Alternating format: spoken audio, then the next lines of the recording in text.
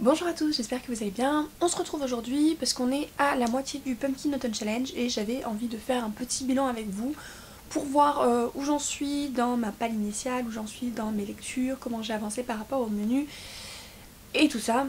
En soi j'avance plutôt pas mal, j'ai déjà lu une dizaine de livres que j'ai fait rentrer dans le Pumpkin Autumn Challenge. J'avoue que pour certains j'ai un petit peu beaucoup joué sur les mots et sur certaines choses pour réussir à les faire rentrer dans le Pumpkin Autumn Challenge. Mais c'était des lectures qui pour moi allaient bien avec le thème dans tous les cas. J'ai lu certains livres qui faisaient partie de ma palle initiale et puis d'autres qui se sont rajoutés, enfin qui n'étaient pas prévus dans la palle mais que j'avais quand même très envie de lire ou que j'ai acheté entre temps donc qui se rajoutent automatiquement. J'ai pris mon petit carnet dans lequel j'ai marqué mes menus et on va les prendre un par un. Le premier menu, le menu automne frissonnant, je l'ai validé avec une lecture dans chaque sous-catégorie et même deux dans la première catégorie. Donc la première c'était Tu n'en reviendras pas, donc avec des livres d'horreur, d'angoisse, etc. Donc j'ai lu un premier livre que je n'ai pas ici parce que je l'ai en e-book, donc c'est L'Obscur de Frédéric Livin, que j'ai beaucoup aimé, qui est très clairement une histoire pour Halloween. D'ailleurs ça se passe, enfin le plus gros de l'action se passe le 31 octobre et on est dans une maison pas exactement hantée mais pas loin, quelque chose comme ça. Je veux pas trop en dire. En tout cas, ça a été une très bonne lecture, je l'ai déjà chroniqué sur le blog. C'est une lecture angoissante, avec de l'horreur qui fait un petit peu...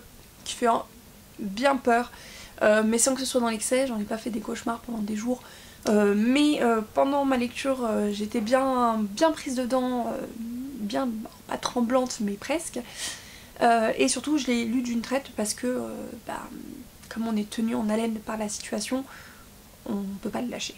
Le deuxième livre que j'ai lu, c'est Désolation, le dernier vampire de Jean Vigne, qui est un livre qui parle de vampires, donc c'est pour ça qu'il rentre dans cette catégorie. Je l'ai bien aimé, j'ai passé une très bonne lecture, ça se lit très vite. Je suis très curieuse de lire le tome 2 parce que la fin m'a beaucoup surprise. Il y a des petites choses dont je me doutais, que j'ai un petit peu vu venir, mais vraiment la fin... je ne m'y attendais absolument pas. Il arrive quelque chose à un personnage, on s'en serait pas douté. Donc j'ai trouvé ça très bien comme conclusion et ça m'a vraiment donné envie de connaître la suite.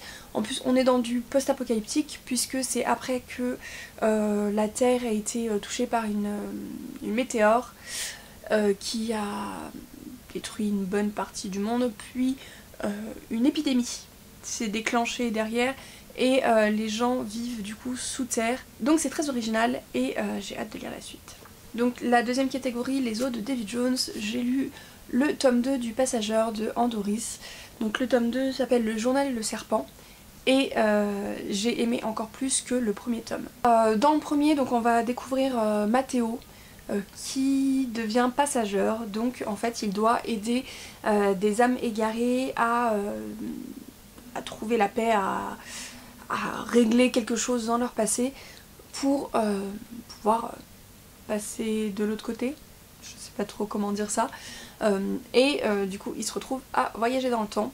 Donc dans le premier tome il se retrouve en pleine guerre de la Commune à Paris et là il se retrouve pendant la Seconde Guerre mondiale. Donc sachant que Matteo est un Rome plutôt compliqué sous l'occupation nazie. J'ai donc beaucoup aimé ce second tome avec une intrigue qui s'approfondit, qui devient plus vaste que seulement Matteo, son rôle de passageur et le rôle de sa famille, ainsi que le fantôme sur lequel qu'il doit aider au cours du tome. Ça devient plus complexe que ça et j'aime beaucoup, j'ai vraiment hâte d'en savoir plus sur cette saga. Et donc comme on est en plein dans les fantômes, c'est pareil, c'est une histoire qui se lit mais tellement bien autour d'Halloween que je vous recommande cette saga si vous ne la connaissez pas déjà. Ensuite pour la catégorie Les Frics c'est chic, j'ai un petit peu fait du forcing pour le mettre dedans. Il s'agit de Chevauche Brume de Thibaut Latine-Nicolas, donc il ne faisait pas partie de ma palle initiale, je ne sais pas exactement pourquoi puisque j'avais l'intention de le lire. Je crois que c'est parce que j'avais l'intention de le lire avant le début du Pumpkin Autumn Challenge, mais j'ai pas eu le temps. J'ai lu récemment et j'ai vraiment adoré, donc on est sur de la fantasy. Donc on va suivre une troupe de guerriers, donc la 9e compagnie, qui est envoyée par leur roi pour enquêter sur une brume qui a toujours été là mais qui depuis peu commence à s'étendre et lâche des monstres autour qui détruisent les villages. Donc ils doivent monter dans le nord pour se stationner autour de cette brume et essayer de trouver une solution pour protéger le pays, enfin le royaume. Et j'ai vraiment adoré, on suit plusieurs personnages, tous sont très très différents et aucun n'est complètement édulcoré, au contraire ils sont un peu bruts de décoffrage. On a toutes sortes de personnages très différents mais tous se complètent à merveille. Personnellement j'ai adoré chacun des personnages, quasiment. J'ai aimé le rythme de l'histoire, j'ai aimé le style d'écriture qui est vraiment très prenant, je l'ai dévoré, je l'ai lu en une journée, donc si vous aimez la fantasy, vraiment je vous le recommande. Donc voilà pour le menu Automne frissonnant, donc que j'ai complété et validé, avec donc 4 lectures pour le moment. Le deuxième menu je ne l'ai pas encore complété, il s'agit de l'Automne enchanteur. Donc pour le premier, Down by the Sally Garden, pour le moment je n'ai encore rien lu, mais je dois commencer le 25 octobre une lecture commune de Anna Karenine, donc normalement d'ici la fin du challenge ce sera validé. Ensuite dans Mon voisin le Kodoma, j'ai mis Verveine et l'équinoxe d'automne de Hélène Louise et Caroline Millet, que j'ai adoré. Donc c'est pareil, celui-ci je l'avais pas mis dans ma palle à la base, parce que j'avais oublié que je devais le recevoir au cours du mois d'octobre. Et ils sont encore la lavande. Et c'est un petit coup de cœur pour ce livre, donc ce petit roman jeunesse illustré. Donc il a plein de très très jolies illustrations et l'histoire est toute mignonne, les personnages sont adorables. Donc on a Verveine, on a Gédéon et Citrouillette, ils sont trop mignons. Donc c'est vraiment, ce livre est la définition même de tout ce que j'aime en automne. Voilà, c'est tout ce que j'aime en automne est là. Et en plus il y a de très jolis messages dans ce livre et je l'ai adoré vraiment. Verveine que l'on suit est une sorcière des bois, donc ça rentre parfaitement dans la catégorie Mon voisin le Kodoma. Ensuite pour la catégorie Misty Day j'en ai lu deux, donc deux livres en rapport avec les dieux. Le premier c'est Le Dieu Oiseau de Aurélie Wallenstein que j'ai lu dans le cadre du Plip 2019. Je vous ai fait une vidéo dessus donc je vous la mettrai dans le petit i. C'est une lecture que j'ai adorée, qui m'a beaucoup perturbée, qui est très percutante, qui est très intéressante et qui donne beaucoup à réfléchir. Donc vraiment le genre de lecture que j'adore. Je vous invite donc à aller voir ma vidéo où je vous en parle un petit peu plus, ou à foncer directement découvrir la plume d'Aurélie Wallenstein qui donne vraiment à réfléchir. Là pour le coup j'ai adoré la psychologie des personnages et la brutalité du monde autour qui met en exergue cette psychologie.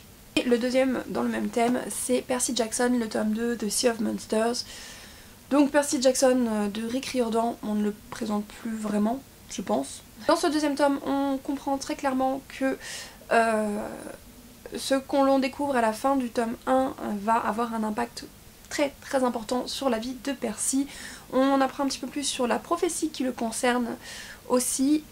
Et surtout on vit encore une fois une superbe aventure aux côtés de Percy et Annabeth et leurs amis. J'ai adoré, je l'ai lu très très vite. Voilà, ça se lit très vite, c'est simple, c'est d'une écriture très simple mais très addictive, pleine d'humour. On commence à sentir que le personnage grandit, hein, puisque dans le premier tome il a 12 ans, là il en a 13. Et on sent que il gagne alors peut-être pas en maturité parce que ça reste Percy Jackson, mais voilà, il grandit un petit peu et donc on sent qu'au fil de la saga ça va aussi jouer et surtout on sent que l'intrigue va se densifier et a beaucoup plus de ramifications que ce qu'on peut penser dans le premier tome. Pour la catégorie Prenez garde aux souliers pointus, j'ai choisi le tome 4 de Antea, donc le cycle blanc, que j'ai lu en e-book, mais je vous montre à quoi ressemble. Voilà. Par exemple le tome 2 qui s'appelle Les sorciers, voilà, qui explique pourquoi est-ce que je l'ai mis dans cette catégorie, puisque dans cette saga on a un petit peu un affrontement entre les Mastel et les sorciers. On suit donc Cassandra et Max qui découvrent qu'ils sont porteurs d'une prophétie et on les suit au fil de ces 4 tomes. C'est une de mes sagas coup de cœur, je l'ai vraiment adoré. Quand je l'ai fini, j'ai pleuré. Voilà, c'était tellement dur de quitter les personnages à la fin. Vraiment, Tia Wolf réussit à nous faire vivre l'aventure aux côtés de Max et Cassandra. Vraiment, moi, dès le début du premier bouquin, j'avais l'impression d'être avec eux dans leur forêt, dans leur lycée, dans leur quotidien, de vraiment vivre les choses avec eux et de m'être fait des amis. Donc c'est vrai que finir la saga et me dire que je retrouverai pas Max et Cassie, ça m'a fait quelque chose. Mais vraiment, c'est une saga que je vous recommande très très grandement si vous aimez le fantastique, si vous aimez tout ce qui est lié à la nature et aux éléments. Je pense que c'est fait pour vous. Donc voilà pour ce menu que je n'ai du coup pas encore validé, il me manque encore une lecture dans une catégorie pour ça. Le menu Automne douceur de vivre, je l'ai validé aussi, presque qu'avec des lectures que j'ai rajoutées, qui n'étaient pas dedans à la base. Donc dans la première catégorie, on a le Jack O'Lantern et j'ai lu Thorngrove de Cécile Guillot que j'ai beaucoup aimé. On va suivre Madeline qui arrive à Thorngrove, qui déménage avec sa famille, enfin à côté de Thorngrove, et qui va, pour un devoir de classe, s'intéresser à la légende de Thorngrove. Et au fur et à mesure de ses recherches, elle va découvrir la légende des deux jumelles. Et des choses vont commencer à partir un petit peu en cacahuète autour d'elle et de sa famille. Des événements assez sombres et assez noirs vont apparaître au fur et à mesure, des cauchemars, voilà.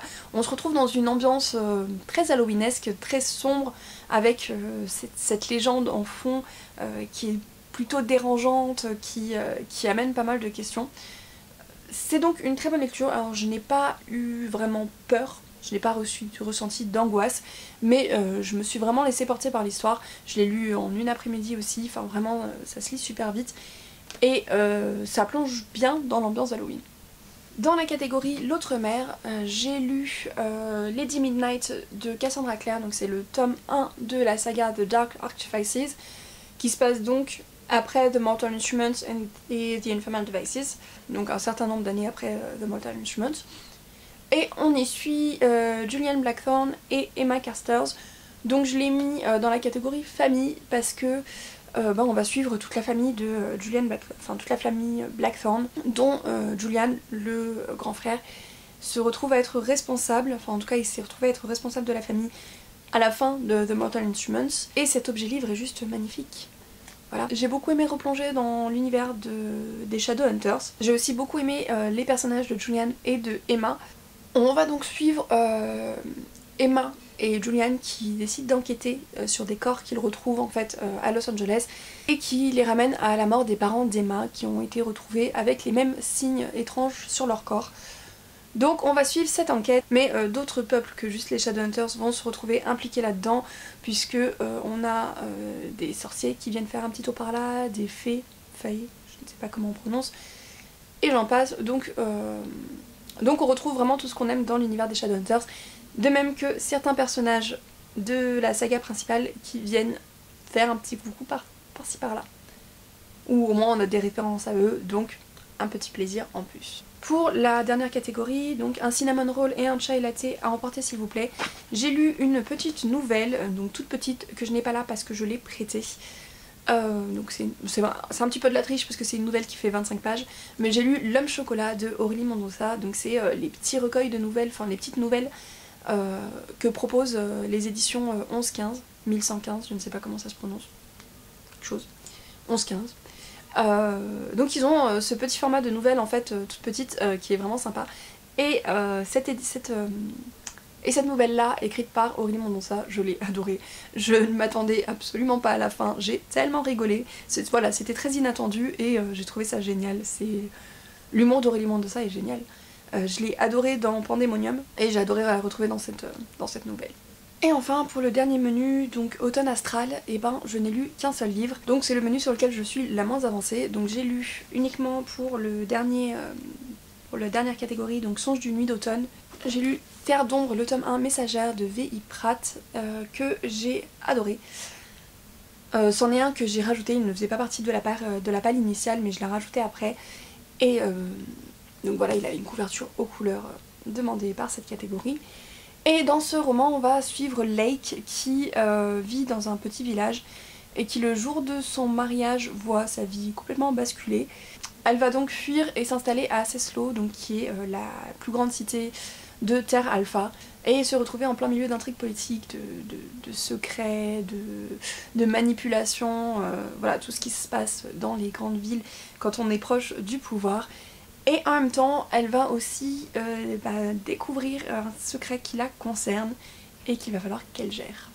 Je me suis laissée emporter par la plume, j'ai adoré l'univers et le personnage de Lake est très intéressante. Il y a une bonne évolution du personnage tout du long et les personnages autour d'elle sont aussi plutôt attachants, donc j'ai vraiment hâte de lire la suite pour savoir ce qu'il advient de ces personnages et en découvrir plus sur cet univers qui mine de rien est plutôt bien complexe. Et donc pour les deux autres catégories, donc le You're Just As Sane As I Am, je voulais lire Gemina, donc il me reste encore 1 mois et demi pour le lire. Et l'autre catégorie c'est Rêverons-nous de moutons électriques, et là j'avais mis Strength the Dreamer de Laini Taylor, que je dois lire en lecture commune en novembre, donc normalement ce sera lu.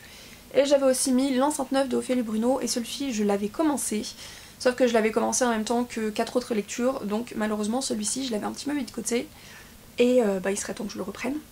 Donc voilà où j'en suis pour le Pumpkin Autumn Challenge. Donc j'ai déjà validé 2 menus et j'en ai un qui est à 1 lecture d'être validé et le deuxième à 2 lectures d'être validé. Donc il me reste 3 livres à lire pour valider complètement toutes les catégories, sachant que je pense que dans le mois qui va venir je vais surtout lire des lectures qui n'étaient pas du tout prévues dans la palle initiale, donc qu'il va falloir que j'essaie de caser aux bons endroits, ce n'est pas garanti. Mais j'ai déjà quand même 2 lectures communes qui sont prévues et qui devraient me permettre de valider une autre partie. Voilà pour moi, hein, donc incapable de suivre une palle telle qu'elle a été prévue à la base. Dites-moi si vous faites pareil, si vous faites des palles pour des challenges et qu'au final vous lisez d'autres livres complètement rien à voir, enfin qui n'étaient pas prévus à la base. Et n'hésitez pas à me dire aussi où vous en êtes vous dans votre Pumpkin Autumn Challenge, comment se passent vos lectures, ce que vous aimez, ce que vous avez découvert comme livre dans le cadre du challenge, etc. Dites-moi tout ça en commentaire. Sur ce, je vous souhaite à tous de très bonnes lectures, un très bon challenge et à très bientôt.